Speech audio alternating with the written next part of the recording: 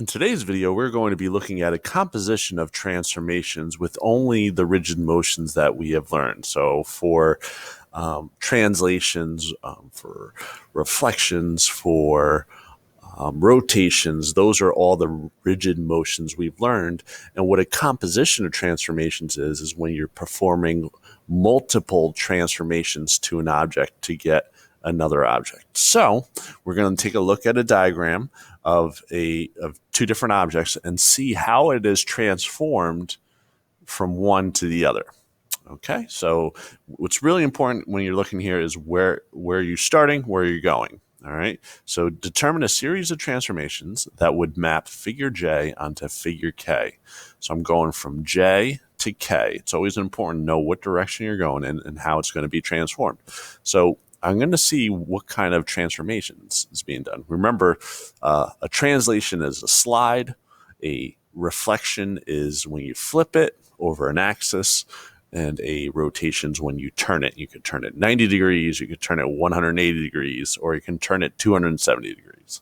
All right. So if you take a look, how does J get to K? What's nice about this is it lets us try and see what happens when we transform it. All right, so J, it looks like, first of all, one type of transformation that is being done is that it gets flipped. All right, so when you flip it, you're reflecting it. So it looks like it's being reflected over the mirror is the y-axis. So it's going to be flipped over the y-axis. And see, let's try and see what happens. Okay, awesome. So it's reflected over the y-axis. And then how does this then get down to K? It looks like it slides down 1, 2, 3, 4. So it looks like it's translated down 4 units. And let's see if that works. Bada boom, it works. So that is the composition of transformations. It's a reflection over the y-axis followed up by a translation down 4 units. Let's look at another one. Ooh, okay. Where are we starting? Where are we ending? So we start at N and go on to O. So you start from here and go here. I don't know. Is it maybe reflected? Maybe let's try. It looks like it's flipped upside down, right? Flipped upside down. All right. So let's try reflecting it over the x-axis and see what that does. Oh, look at that. It reflected over the x-axis, and it looks like then you slide it to the right, right? You slide this point to the right, 1, 2, 3, 4. So you translate it right 4. So you reflect it, boom, and you translate it. Beautiful. Submit, and boom. All right. Let's look at another. E onto F. So you start from here, you go here. It looks like it's being turned. All right. So I want to rotate it maybe. It doesn't look like it rotates in the opposite direction, just to 90 degrees. You could either go 90 degrees one way or 270 the other way. I'm not sure. Let's try going 90 degrees clockwise. Let's see that. See what it looks like. Rotation of 90 degrees clockwise. Let's try that and see what happens.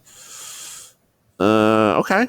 And then maybe, okay, look right here. So from here to here, then it looks like it is reflected over the x-axis.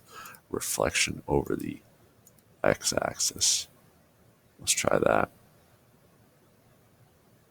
Yeah, there it is. Awesome.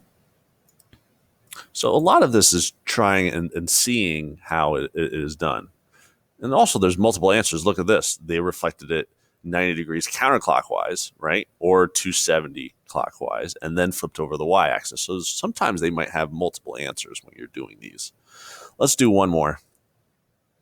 Yeah, this is a good one. From B onto C. Well, definitely we know it's being turned. And where is it being turned? It looks like it's being turned. Is it being turned? maybe 90 degrees. It looks like this, so starts on the bottom, then it goes to the left, right? So if this goes bottom to left, that means go 90 degrees clockwise.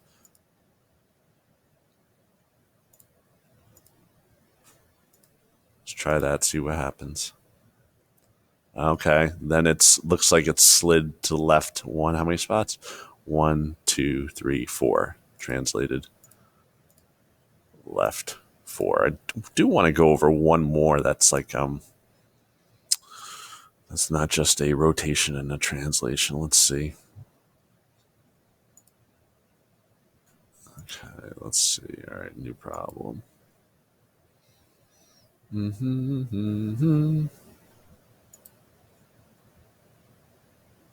Okay, let's try this. All right. So look at these. These look like let's see. Let's see what happens. It looks like maybe a rotation of 180 degrees because it looks like it's going in the opposite direction. Rotation of 180 degrees. It doesn't matter which way you go. Let's see that. Because whenever you notice these are in total opposite directions, maybe that will be it. Something. Nope, that doesn't work. Okay. So let's try maybe reflection. I believe let's try reflecting it over x-axis and see if that works. Kinda. Okay, maybe not. Maybe. And then maybe it's being turned, followed by a rotation of 90 degrees, followed by a rotation of 90 degrees clockwise. Let's try that, see if that works. Dun, dun, dun, dun, dun, dun. Nope, that didn't work either. All right, so let's try maybe instead of reflection of the x-axis, let's try the y-axis. And then we'll keep this blank and see what happens. Reflection. Ah, there it is. Now it's in the same spot as this. So it's reflected, and then it looks like it's translated up 1, 2, 3, 4, 5, 6, 7, 8. Remember, this has to be the corresponding point, so it has to go up 8. So translation up 8.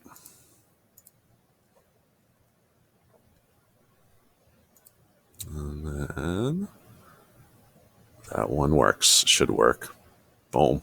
Awesome. All right. So again, when you're doing these, you want to use that try button and experiment and see how it gets from one point to the next, and using those composition of transformations. All right. So that's it for today's video. Thank you for watching. And remember, whether you're solving for X or Y, always give math a try.